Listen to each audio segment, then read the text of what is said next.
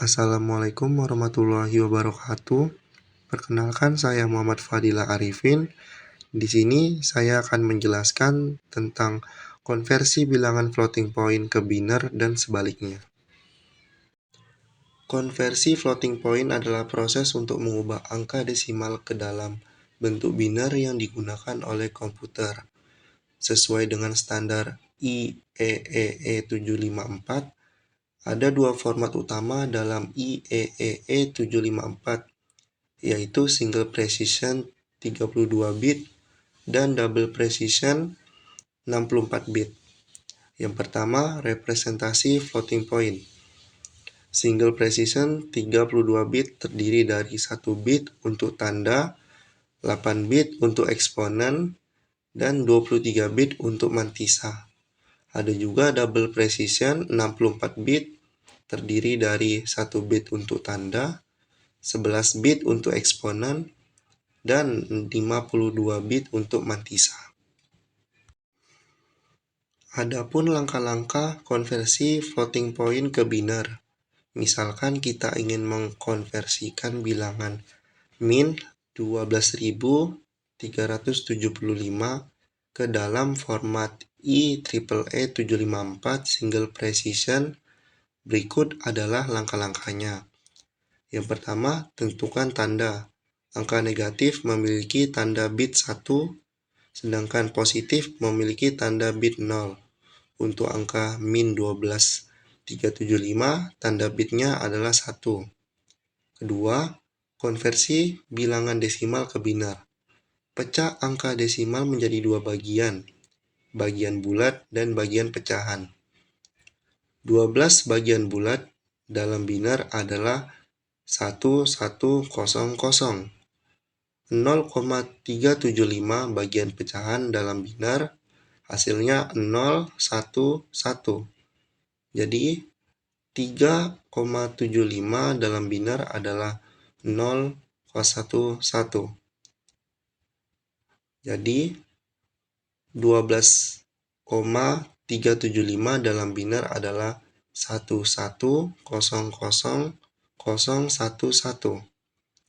Normalisasi angka biner. Angka biner harus dinormalisasi dalam bentuk 1.xxx kali 2 pangkat n. Jadi 1100,011 menjadi 1.100,011 dikali 2 pangkat 3. Dari sini kita mendapatkan eksponen sama dengan 3. Nah, yang keempat, tentukan eksponen dengan bias. Dalam format single precision 32 bit, bias untuk eksponen adalah 127. Eksponen yang disimpan dalam biner adalah eksponen plus bias. Eksponen sama dengan 3, bias sama dengan 127. Eksponen yang disimpan 3 tambah 127 sama dengan 130. Eksponen 130 dalam biner adalah 10,00,00,10. Yang kelima, tentukan mantisa. Mantisa adalah bagian desimal dari angka yang dinormalisasi tanpa angka 1 di depan titik desimal. Dari 1.100,0011 kali 2 pangkat 3. Mantisa adalah 10,0011. Karena format IEEE 754 membutuhkan 23 bit untuk mantisa, kita tambahkan 0 di belakangnya, sehingga mantisa menjadi sekian.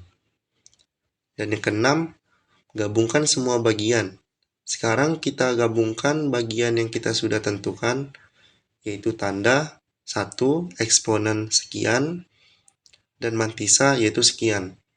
Maka representasi floating point biner untuk min 12,375 dalam format single precision 32 bit adalah sekian seperti yang ada di gambar. Adapun langkah-langkah konversi biner ke floating point desimal. Untuk mengonversi kembali bilangan floating point biner ke desimal, kita mengikuti langkah-langkah berikut. Yang pertama, pecahkan representasi biner.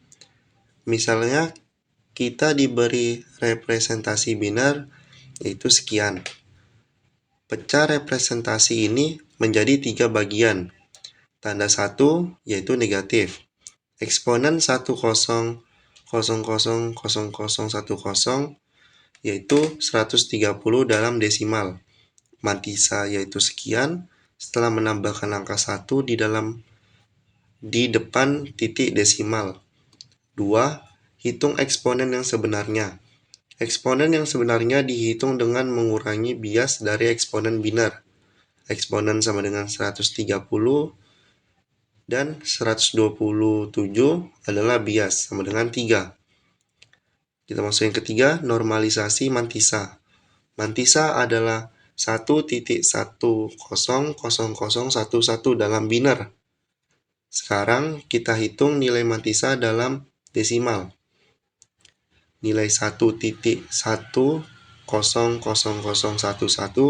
sama dengan 1 ditambah 0,5 ditambah 0,0625 sama dengan 1,5625.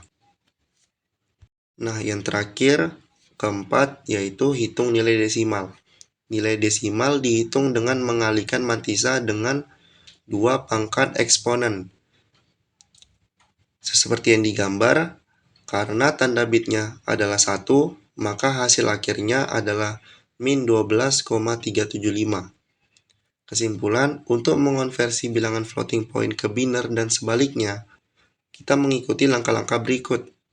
Yang pertama, desimal ke biner, yaitu pertama ada tentukan tanda, konversi bagian bulat dan pecahan ke biner, normalisasi angka biner, tentukan eksponen dan bias, tentukan mantisa dan gabungkan semuanya.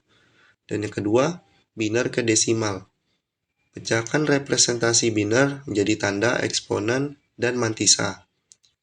Yang kedua, hitung nilai eksponen yang sebenarnya. Yang ketiga, hitung nilai mantisa. Dan yang keempat, gabungkan hasil untuk mendapatkan nilai desimal. Sekian dari saya. Jika ada salah kata, saya mohon maaf. Cukup sekian, saya tutup dengan wabillahi taufiq walhidayah. Wassalamualaikum warahmatullahi wabarakatuh.